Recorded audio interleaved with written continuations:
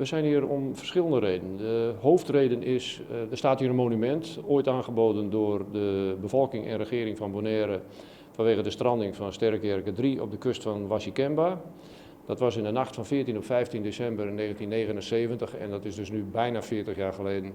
Wij gaan het aanstaande zaterdag 14 december herdenken bij het monument wat we vorig jaar hier met de ploeg van Sterkerke hebben gerestaureerd. Het monument was behoorlijk aangetast na diverse orkanen. We hebben dat vorig jaar gerestaureerd en nu gaan we dus 40 jaar na de stranding van Sterkerke 3 het aanstaande zaterdag herdenken om 3 uur. Jullie zijn nu bezig om een nieuwe Sterkerke te bouwen, Sterkerke 4. Hoe zijn jullie daarmee bezig met dit nieuwe Sterkerke? We hebben ontdekt dat met de Sterkerke 3 hebben wij geprobeerd aan te tonen de enorme verontreiniging van de zeeën, de oceanen met olie. En toen hadden we ook al in de gaten dat de oceanen dichtslibben met plastic. Prachtige uitvinding, plastic geweldig, maar ook een enorm blok aan ons been. Het is heel slecht voor de mensheid als wij zo doorgaan met plastic zoals we daar nu mee omgaan.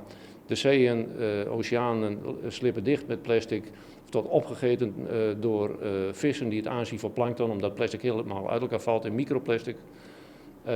Die vissen die worden weer opgegeten door grotere vissen, komen uiteindelijk bij jou en mij op het bord. Of er wordt vismeel van gemaakt en vismeel wordt weer door varkens gegeten. Uiteindelijk komt het dus ook weer op ons bord. Kortom, we zijn bezig onszelf te vergiftigen. Dus wij hebben besloten, gezien het enorme succes van de eerste 3 jerkes, een 4e te bouwen. Waarbij wij het stokje overdragen aan de jeugd, want we zijn zelf iets stout inmiddels om aan boord te stappen. Maar daarmee hebben wij in het verleden al ontdekt dat we heel veel aandacht kunnen genereren. Als we ergens met dat vlot een haven binnenvaren, dan loopt massaal de bevolking uit en ook de pers. En zo kunnen wij dus aandacht genereren voor het feit dat wij onszelf aan het vergiftigen zijn met al dat plastic. Wat is jullie einddoel, laten we zeggen, als die Sterkerke 4 jullie het hebben? Als je bedoelt varend het einddoel, dan weten we het nog niet. We zullen de eerste paar jaar, zodra hij gebouwd is en klaar is, en we denken dan in het jaar 2021... zullen we eerst een paar jaar de Friese wateren, maar ook de Noordzee gaan bevaren om daar aandacht te vragen voor het probleem. En mogelijkerwijs dat we zullen ook de rivieren opvaren, mogelijkerwijs dat we ook nog daarna de Middellandse Zee pakken. En uiteindelijk hopen we ook weer de Atlantische Oceaan over te steken, bijvoorbeeld richting Bonaire. Iedereen is uitgenodigd, graag zelfs. Het monument, het wordt aangegeven, mochten mensen het nog niet weten te vinden, we kunnen het ons niet voorstellen.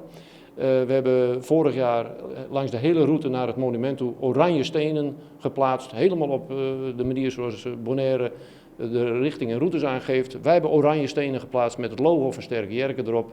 Als je die volgt, dan kom je uiteindelijk bij Washikemba automatisch bij het monument terecht. En daar nodig ik iedereen uit om aanstaande zaterdag om 3 uur aanwezig te zijn.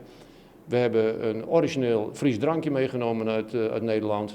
Dus iedereen kan er ook nog een toast uitbrengen. En daar zullen we dan zal de herdenking plaatsvinden dat het dan 40 jaar geleden is dat Sterkerke daar gestrand is.